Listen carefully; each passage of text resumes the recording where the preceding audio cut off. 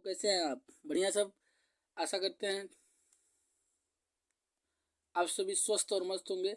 आज डिस्कस करेंगे हम क्लास 10th के प्री बोर्ड पेपर सेट के FS1 के क्वेश्चन नंबर 11 से 20 तक के क्वेश्चन की तरफ।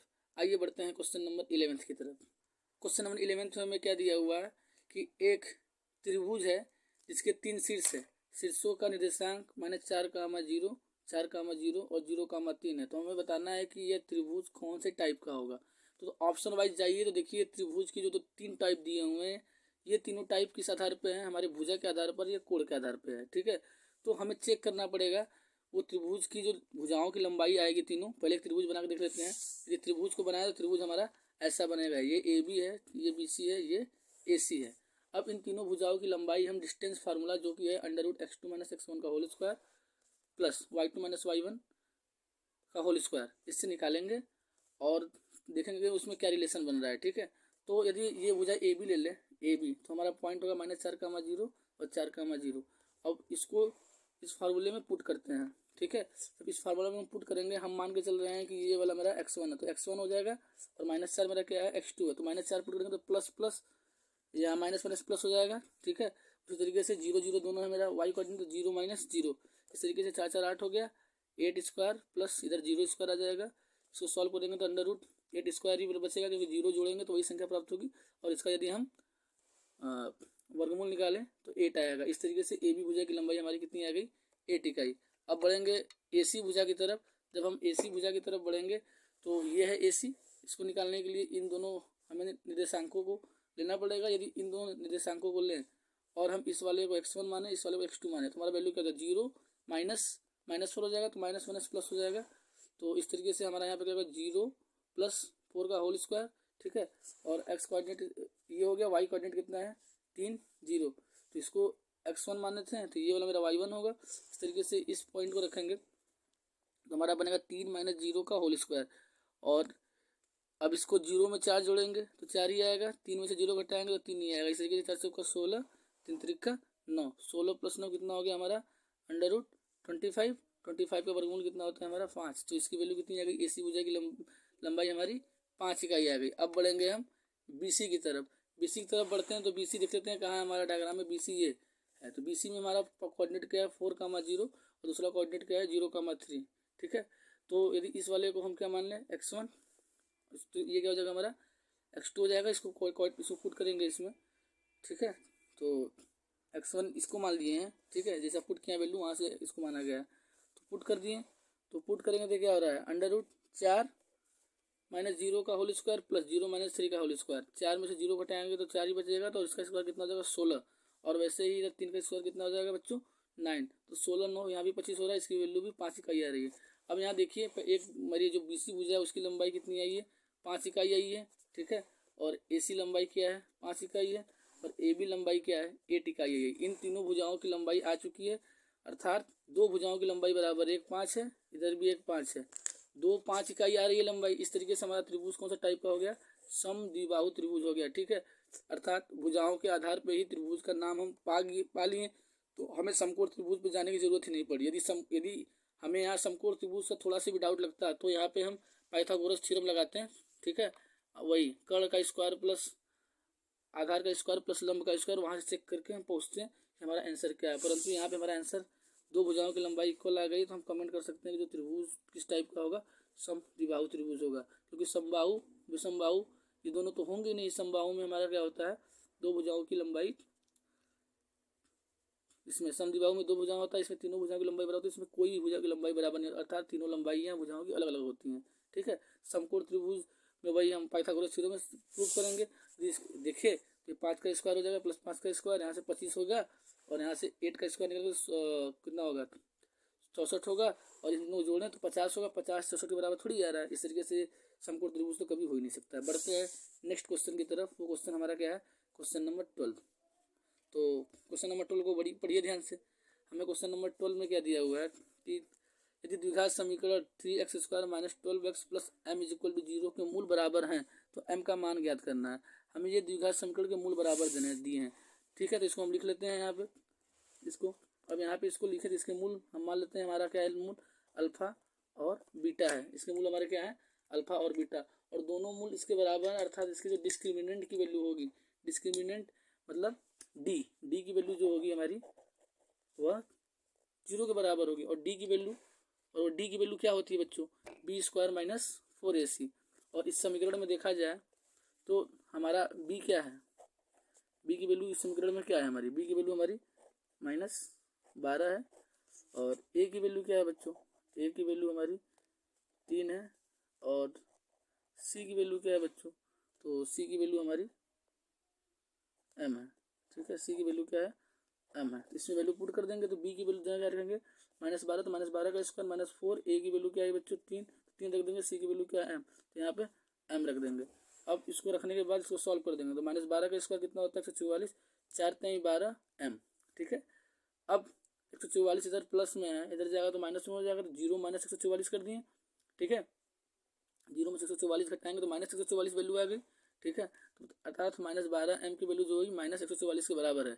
अब इधर मल्टीप्लाई में है, ये मल्टीप्लाई में इधर जाएगा तो डिवाइड में हो जाएगा, तो -144 अपान में -12 हो जाएगा, तो माइनस से माइनस कैंसिल हो जाएगा, तो 144/12 बचेगा, 12 = m, 144 होता है। इस तरीके से m की वैल्यू क्या आ गई बच्चों, 12 आ जाएगी। तो ऑप्शन में देख लेते हैं 12 का किस कहाँ पर दिया हुआ है, तो ये क्वेश्चन था हमारी, तो इसकी वैल्यू क्या आ गई, m की वैल्यू यहाँ पे 12 आ गई। ठीक है बच्चों, बढ़ते हैं अपने क्वेश्चन नंबर 13 की तरफ। इसमें हमें दिया है दो समरूप त्रिभुज का क्षेत्रफल 4 संबंधित 9 के अनुपात में, तो त्रिभुज के भुजाओं का अनुपात होगा। यदि आप इसका पार्ट 1 का वीडियो देखे हो तो उस पार्ट 1 के वीडियो में मैंने आपको क्लियरली बताया है कि यदि दो त्रिभुज समरूप हैं तो उन त्रिभुज के तो क्षेत्रफल का अनुपात होगा वह उनके संगत भुजाओं के अनुपात के वर्ग के बराबर होता है। अर्थात यदि एक त्रिभुज को हम ABC मान लें और दूसरे त्रिभुज को हम PQR मान लें, तो इन दोनों त्रिभुजों के क्षेत्रफल का अनुपात जो होगा उनके संगत भुजाओं के अनुपात के वर्ग के बराबर होगा। तो हम मान लेते हैं संगत भुजा हम क्या ले रहे हैं, यदि यहाँ से AB लेंगे तो यहाँ से हमें क्या लेना पड़ेगा PQ, तो AB अपन PQ का होल स्क्वायर ले लिए। ठीक है, और पहला का 4 दिया हुआ है, दूसरे का 9, 4 संबंध 9 अनुपात में दिया हुआ है, 4 संबंध 9 बराबर AB/PQ का होल स्क्वायर। इधर क्या है, स्क्वायर में है, इधर जाएगा तो रूट में कन्वर्ट हो जाएगा ना, वर्गमूल निकाल देंगे इसका। 4 का वर्गमूल कितना होता है बच्चों 2, 9 का वर्गमूल कितना होता है 3। इस तरीके से AB/PQ की वैल्यू कितनी जाएगी 2/3, और हमें ये अनुपात में दिया था तो आंसर भी अनुपात में देना पड़ेगा। तो अनुपात में इसको लिखेंगे तो कैसे लिख देंगे बच्चों 2/3। आइए ऑप्शन में चेक कर लेते हैं 2/3 कहाँ दिया हुआ है, तो देखिए यहाँ पे पहले ऑप्शन में ही 2/3 दिया हुआ है। इस तरीके से त्रिभुजों की भुजाओं का अनुपात हमारा क्या हो जाएगा 2/3। आइए बढ़ते हैं क्वेश्चन नंबर 14 की तरफ। इसमें हमें दिया है दी गई संख्याओं में अभाज्य संख्या कौन सी होगी। तो बच्चों अभाज्य संख्या से संबंधित कॉन्सेप्ट को जानते हैं कि अभाज्य संख्या क्या होती है। एक ऐसी संख्या होती है अभाज्य संख्या जिसका केवल 2 ही गुणनखंड संभव है, केवल 2 ही गुणनखंड संभव है। ये 2 गुणनखंड कौन कौन से होंगे, एक वह संख्या खुद होगी और एक होगा। जैसे एक संख्या में आपके सामने 5 लूंगा तो 5 के गुणनखंड क्या हो सकते हैं, केवल 1 और 5 हो सकते हैं। गुणनखंड का मतलब क्या होता है बच्चों की वह कौन सी संख्या जिससे इसमें भाग दे तो शेषफल 0 बचे। इस तरीके से यदि हम इसके ऑप्शन में देखें तो ऑप्शन में हमें क्या क्या दिया हुआ है 0 1 2 8, तो 8 के गुणनखंड कर लेंगे तो 8 के गुणनखंड कितना आ जाएंगे, 1 से कर सकता है, 2 से कर सकता है, 4 से कर सकता है, 8 से कर सकता है। इस तरीके से जो 8 के गुणनखंड आए 2 से अधिक आया तो ये कभी तो हो ही नहीं सकता है। अब आते हैं 1 पर, तो 1 का गुणनखंड क्या होगा, 1 का गुणनखंड केवल 1 होगा, तो इसलिए ये भी तो होगा ही नहीं। और 0 के गुणनखंड की बात करें तो 0 का गुणनखंड हम 0 को ही समझ सकते हैं, तो इसका भी गुणनखंड 1 ही आ रहा है। इस तरीके से केवल 2 ही एक ऐसी संख्या है ऑप्शन में जिसके 2 गुणनखंड आ रहे हैं। ठीक है, और वह एक संख्या खुद है जब जो कि 2 है और एक होता है। ठीक है, इस तरीके से हम देखते हैं कि इस प्रश्न का हमारा करेक्ट आंसर क्या हो जाएगा 2। ठीक है, तो बच्चों मैं आपको यहाँ बता देना चाहता हूँ कि पूरे नंबर सिस्टम में, पूरे संख्या पद्धति में 2 ही केवल एक ऐसी संख्या है, 2 ही केवल एक ऐसी संख्या है जो सम संख्या भी है और अभाज्य संख्या है। अर्थात 2 एक सम अभाज्य संख्या है और बाकी जितनी भी अभाज्य संख्याएं हैं वे क्या हैं, विषम अभाज्य संख्या है। ठीक है, और यहाँ पे एक आपको एडिशनल नॉलेज और देना चाहूँगा, जो नंबर 1 है, 1 ये मेरा 1 जो है जो 1 है यह न सॉरी इसमें यह 1 न तो ये क्या है अभाज्य संख्या है और न ही भाज्य संख्या है। That means A1 is neither prime nor composite number. ठीक है बच्चों, बढ़ते हैं क्वेश्चन नंबर 15 की तरफ। हमें दिया हुआ है समीकरण 3x² - 2x + 1/3 का विविक्तर होगा। तो इसका मतलब क्या होता है, हमें डिस्क्रिमिनेंट कैपिटल डी के बारे में कमेंट करना है कि कैपिटल डी की वैल्यू क्या होगी। तो कैपिटल डी पे जाने से पहले इस समीकरण में हमें बटा में वैल्यू आ रही है, बटा, तो यहाँ पे से बटा वाली वैल्यू मतलब जो हमारा ये वैल्यू है इसको हम इंटीग्रल वैल्यू बनाएंगे। इंटीग्रल वैल्यू मतलब बटा में से 3 हटाना है, तो 3 बटा में हटाने के लिए क्या कर देंगे, इस समीकरण के दोनों ही पक्ष में हम 3 से गुणा कर देंगे। दोनों ही पक्षों में यदि हम इस समीकरण के 3 से गुणा करेंगे तो क्या हो जाएगा, ये 3 3 9 एक्स स्क्वायर हो जाएगा और 3 दूनी 6 एक्स हो जाएगा। 3 से 3 कट गया तो इधर 1 बचेगा, तो यहाँ +1 आ गया। और यहाँ पे 0 में 3 से भी मल्टीप्लाई करेंगे तो 0 इंटू 3 की वैल्यू क्या होगी बच्चों, 0 इंटू 3 की वैल्यू भी 0 ही होती, तो यहाँ पे क्या आ गया, 0 आ गया। अब इसके हमें डिस्क्रिमिनेंट की बात करनी है, तो यहाँ पे ध्यान से देखिए, तो बी की वैल्यू हमारी क्या है, बी की वैल्यू हमारी कितनी है, -6 है, और ए की वैल्यू कितनी है बच्चों, 9 है, और सी की वैल्यू कितनी है हमारी 1। तो इसको इसमें पुट कर दीजिए फार्मूले में। तो हमारा फार्मूला में क्या बोलता है कि बी का स्क्वायर दैट मीन्स -6 का स्क्वायर -4, 4 तो फार्मूले में ही होता है, और ए की वैल्यू हमें क्या निकालना है बच्चों, यहाँ पे ए की वैल्यू 9, तो 9 रख देंगे, और सी की वैल्यू कितनी है ये 1, तो 9 इंटू 1। अब 36 हो जाएगा, माइनस माइनस प्लस हो जाएगा, तो यहाँ प्लस आ गया, 9 चौका 36 आ गया। 36 में 36 घटाएंगे तो डी की वैल्यू क्या आ गई, 0 आ गई। तो डी की वैल्यू क्या आ गई बच्चों, 0 आ गई। तो देख लेते हैं ऑप्शन में डी की वैल्यू 0 कहाँ दिया हुआ है। तो समीकरण इतना का अभिव्यक्ति क्या हो रहा है बच्चों, 0 हो जाएगा। ठीक है, यहाँ पे एक एडिशनल नॉलेज आपको और देना चाहूँगा कि यदि किसी भी समीकरण के डिस्क्रिमिनेंट की वैल्यू 0 है, अर्थात उसके दोनों ही मूल इक्वल होंगे, अर्थात इस समीकरण के यदि हम मूल निकालने के प्रयास करें तो इसके मूल क्या आएंगे, आपस में समान आएंगे। ठीक है, बढ़ते हैं नेक्स्ट क्वेश्चन की तरफ। तो अगले सवाल में हमें इसके क्या पूछ रहा है कि निम्न में सहभाज्य संख्याओं का युग्म क्या है। तो पहले सहभाज्य संख्याएं क्या होती है इस बात को समझते हैं। तो सहभाज्य संख्याएं बच्चों हमारी क्या होती है, संख्याओं का एक ऐसा युग्म होता है, युग्म का मतलब क्या होता है, जोड़ा, जिनका मशक क्या हो, 1 हो, तो उनको क्या बोलते हैं हम, सहभाज्य संख्या। तो बढ़ते हैं इसके ऑप्शन नंबर 1 की तरफ। तो ऑप्शन नंबर 1 में हमारा क्या दिया हुआ है, 14, 35। तो 14, 35 का यदि हम मशक निकालें तो हमारा मशक कितना आएगा, 7 आ जाएगा। देखिए यहाँ पे आपके सामने मैं सॉल्व कर दिया हूँ, मशक 7 आ रहा है, 1 नहीं आ रहा, अतः ये तो आंसर कभी होगा ही नहीं। बढ़ते हैं नेक्स्ट ऑप्शन की तरफ, 18, 25 का मशक मैं निकाल दिया हूँ आपके लिए यहाँ पे। ठीक है, यदि आप इसकी मशक को देखें लास्ट में हमारी वैल्यू कितनी आ रही है, 1 आ रही है, लास्ट में वैल्यू 1 आ रही है, अर्थात इसका मशक क्या आया, 1। तो हमारा आंसर यहाँ से यही वाला ऑप्शन होगा, 18, 25। बट इन दोनों ऑप्शन को भी हम चेक कर लेते हैं। तो 31, 93 का यदि हम मशक निकालें, 31, 93 का, तो इसका मशक क्या आ रहा है, 31, 93 3 बार में कट गया तो इसका मशक ही 31 आ गया।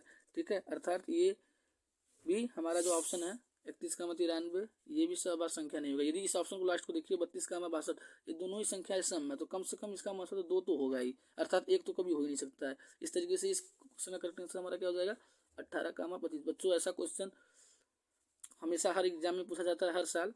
ठीक है, हमारे बोर्ड परीक्षा में, तो ये क्वेश्चन देख लीजिएगा। और यदि आपको याद हो तो कल के जब पेपर को सॉल्व कराया था मैं, तो वहाँ पे बताया था मैं, ये क्वेश्चन नंबर 10 जो था हमारा, ऐसा भी क्वेश्चन बार बार पूछता है, सम विषम संख्या को किस तरीके से एक्सप्रेस करेंगे। ठीक है, तो ये वाला भी क्वेश्चन इंपॉर्टेंट है, इसको आप गौर करिएगा। बढ़ते हैं क्वेश्चन नंबर 17 की तरफ। इसमें क्या दिया हुआ, एक लंबवृत्तीय बेलन के आधार का क्षेत्रफल इतना वर्ग सेमी है, तो उसके आधार का व्यास क्या होगा, मतलब डी पूछ रहा है। तो एक हम लंबवृत्तीय बेलन बनाए और इसका आधार क्या है बच्चों, इसका आधार हमारा वृत्त है। तो इस वृत्त का क्षेत्रफल कितना दिया हुआ है हमें, 9 पाई दिया हुआ है। कितना दिया है बच्चों, 9 पाई दिया हुआ है। ये किसके बराबर हो जाएगा, पाई आर स्क्वायर के बराबर हो जाएगा। पाई से पाई कैंसिल होगा, तो आर स्क्वायर की वैल्यू कितनी आई बच्चों, 9 आई। इस तरीके से यदि हम आर की वैल्यू निकालें तो इधर क्या हो जाएगा, आर इक्वल टू √9 हो जाएगा। तो इस 9 का हम वर्गमूल निकालेंगे तो 3 आ जाएगा। हमें पता है व्यास की वैल्यू क्या होती है, 2 इंटू आर होती है, दैट मीन्स 2 इंटू 3। ठीक है, तो 10 कितना हो जाएगा बच्चों, 6 कितना हो जाएगा, 6। ठीक है, यदि 3 है तो हमारे व्यास की वैल्यू कितनी आ जाएगी, 6। अब यदि क्वेश्चन के ऑप्शन को देखा जाए तो इसमें कहीं 6 ऑप्शन में दिया ही नहीं हुआ है। इस तरीके से इस प्रश्न के ऑप्शन आर के टर्म में दिया हुआ है। यदि आर के टर्म में भी बात करें तो डी की वैल्यू हमारी क्या होगी बच्चों, 2r होगी। ठीक है, तो ऐसा भी कोई ऑप्शन नहीं दिया हुआ है 2r वाला। तो इस क्वेश्चन के ऑप्शन में थोड़ा सा मिसप्रिंटिंग है, बट इस क्वेश्चन का कॉन्सेप्ट क्या था वो मैं आपको एक्सप्लेन करने का प्रयास किया हूँ। आप इस कॉन्सेप्ट को माइंड में रखें, यदि एग्जाम में आपको क्वेश्चन आएगा तो वहाँ बोर्ड में ऐसा कोई क्वेश्चन गलत वाला कॉन्सेप्ट रहेगा ही नहीं, तो आपको घबराने की कोई ज़रूरत है ही नहीं। बढ़ते हैं क्वेश्चन नंबर 18 की तरफ। दो बिंदुओं इतना और इतना को मिलाने वाले रेखाखंड के मध्य बिंदु का निर्देशांक क्या होगा। तो हम एक कॉन्सेप्ट जानते हैं कि दो बिंदुओं को मिलाने वाले मध्य बिंदु की रेखा का कॉन्सेप्ट में कि यदि ये बिंदु है -2, 6 और ये क्या है -2, 10 है, तो इनके मिलाने वाला बिंदु का मध्य बिंदु यही होगा। मध्य बिंदु का मतलब क्या होता है, बीच का बिंदु। तो बीच वाला बिंदु जो है इनको एक संबंधी एक अनुपात में बांटेगा। और हम जनरल जो फार्मूला होता है हमारा mx2 प्लस nx1 अपान में m प्लस n, वहाँ से भी सॉल्व करेंगे तब भी यही वैल्यू आएगी। नहीं तो जनरली हम याद कर सकते हैं मध्य बिंदु में क्या होता है हमारा फार्मूला x1 प्लस x2 अपान में 2, y1 प्लस y2 अपान में 2। डायरेक्ट इस फार्मूला को याद करिए। इस पर एक क्वेश्चन जरूर पूछता है सीबीएसई बोर्ड हो या फिर यूपी बोर्ड हो, ठीक है।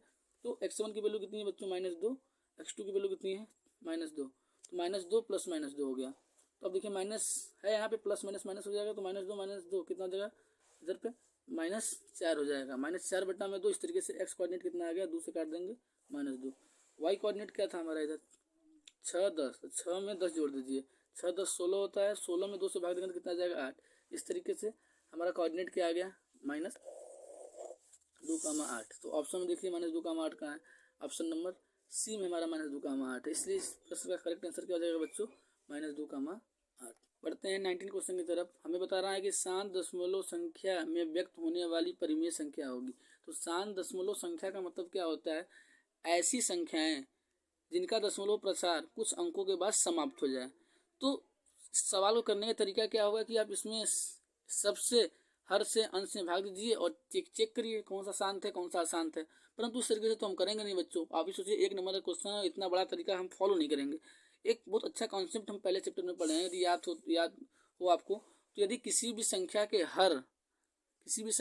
हर का जो गुणनखंड करें हम अभाज्य गुणनखंड, वह 2 के पावर m इंटू 5 के पावर n के फॉर्म का हो, और यहाँ पे m और n क्या होंगे इंटीजर, क्या होंगे बच्चों पूर्णांक होंगी, तब हम क्या बोल सकते हैं कि दी हुई संख्या हमेशा उसका दशमलव प्रसार क्या होगा शांत होगा। और m और n में मैं बोल रहा हूँ पूर्णांक है, तो m और n में कोई भी वैल्यू 0 हो सकती है। अर्थात यदि इसकी वैल्यू 0 ले लें तो केवल क्या बचेगा 5 के पावर n, अर्थात 2 और 5 दोनों हो या उनमें से कोई एक संख्या हो सकती है, उससे कोई दिक्कत नहीं है, ठीक है। तो ऑप्शन में पहली वैल्यू देखा जाए तो इसका कितना है यहाँ पे 164 है। कितना है बच्चों 164 है। यदि 164 का हम फैक्टर करें तो ये अंतिम में सम संख्या है, तो 2 से काट दिए, फिर 2 आ रहा है लास्ट में तो फिर 2 से काटें, 41 एक अभाज्य संख्या है तो 41 से ही कटेगा। इस तरीके से देखिए इसके हमारा जो फैक्टर आ रहा है उसमें 2 और 5 के अलावा एक संख्या आ रही है 41, वह इंगित करता है कि इसका दशमलव प्रसार कभी भी शांत हो ही नहीं सकता है। और दूसरा देखा जाए ऑप्शन, तो दूसरे ऑप्शन में हमारी वैल्यू क्या है लास्ट में 30 है। 30 का फैक्टर कर लेते हैं। 30 के फैक्टर में क्या आ रहा है 2 3 5 आ रहा है। तो देखिए 2 और 5 के अलावा एक संख्या आ गई 3, इसलिए हम बोल सकते हैं इसका भी दशमलव प्रसार क्या होगा शांत नहीं होगा। ऑप्शन नंबर डी में देखिए बच्चों, ऑप्शन नंबर डी में क्या है 462 का फैक्टर करते हैं इधर, तो क्या हुआ 2 से काटें, फिर कितना आया 231, इसको जोड़ कर देखिए 3 2 5 6, अर्थात इनका योगफल 3 से कट रहा है तो इसको 3 से काटेंगे तो 77 आया। तो 77 को 7 से काट दें, फिर 11 से। देखिए अब यहाँ से हालांकि मुझे पूरे फैक्टर करने की जरूरत नहीं थी, 2 के अलावा संख्या 3 आ गई, तो हम बोल सकते हैं कि ये जो मेरा है परिमेय संख्या वह शांत तो होगा नहीं, परंतु हम सभी फैक्टर को करके यहाँ पे चेक किए हैं। इसका ऑप्शन नंबर देखिए जो मेरा सी है, इसके बट्टा में 625 आ रहा है। यदि 625 का फैक्टर करें तो केवल इसमें 5 आ रहा है, केवल 5। तो मैं आपको बताया था कि 2 और 5 में से कुछ भी हो सकता है और इसके अतिरिक्त कुछ नहीं होना चाहिए, केवल 5 आ रहा है। इस तरीके से 625 जिसके बट्टा में आ रहा है उसका दशमलव प्रसार क्या हो जाएगा, उसका दशमलव प्रसार क्या हो जाएगा बच्चों शांत हो जाएगा। इस तरीके इस प्रश्न का करेक्ट आंसर क्या हो जाएगा 227/625। बढ़ते हैं आज के लास्ट क्वेश्चन की तरफ। हमें इसमें दिया हुआ है त्रिज्या r के एक वृत्त के कोण 8 वाले त्रिज्यखंड के संगत चाप की लंबाई क्या होगी। हमें ऑप्शन बच्चों इधर पे दिए हुए हैं, तो हमें बताना है इसमें से कौन सा करेक्ट होगा। तो एक हम यहाँ पे वृत्त बनाए और यहाँ पे इसका चाप ले लिए, ये इसको हम यहाँ पे केंद्र माने तो केंद्र से मिला लिए, तो हमें इसकी लंबाई पूछी है। और यहाँ पे डिग्री जो बन रहा है 8 डिग्री एंगल बन रहा है। यदि हम इसका मान लिए कि रेडियस क्या है r है, तो हम फार्मूला क्या जानते हैं, यदि चाप की लंबाई पूछेगा तो फार्मूला हमारा क्या होता है थीटा अपान में 360 डिग्री, या डिग्री लगा लेते हैं, इंटू 2πr। और यहाँ पे यदि इसी त्रिज्यखंड की लंबाई पूछा तो क्या रहता है हमारा थीटा अपान में 360 πr स्क्वायर। हालांकि हमसे चाप पूछा तो हम ये फार्मूला को लेकर प्रोसीड करेंगे। तो थीटा की वैल्यू यहाँ कितनी है 8 डिग्री, तो यहाँ 8 रख दें अपान 360 इंटू 2πr, हमारा रेडियस था r ले लिए। तो ये हुआ, ये ऑप्शन देख लेते हैं कहाँ पे। यदि ऑप्शन वाइज जाए तो पहला ही ऑप्शन में देखिए 8, यहाँ पे देख लीजिए 8 अपान में 360 है ना यहाँ पे बटा में, तो 8 अपान में 360 इधर है इंटू 2πr। इस तरीके से ऑप्शन नंबर सी पूरा मैच कर रहा है इससे। इस तरीके से इस प्रश्न का करेक्ट आंसर क्या हो जाएगा बच्चों ऑप्शन नंबर सी। ठीक है बच्चों, आज की वीडियो में इतना ही रखते हैं और अगले वीडियो में मिलेंगे हम सेक्शन बी खंड ख के साथ। इसमें हमारे कितने क्वेश्चन हैं? 6 क्वेश्चन हैं बच्चों, 6 तक क्वेश्चन है। इन 6 क्वेश्चन को उसमें हम सॉल्व करने का प्रयास करेंगे। पेपर बहुत ईजी आएगा, परेशान होने की थोड़ी सी भी ज़रूरत नहीं है। आपका यह हिमांशु दीक्षित सर आपके साथ है। बस आपको थोड़ा सा हमें मोटिवेट करने के लिए हमारे चैनल को सब्सक्राइब करने की ज़रूरत है। ठीक है बच्चों, धन्यवाद।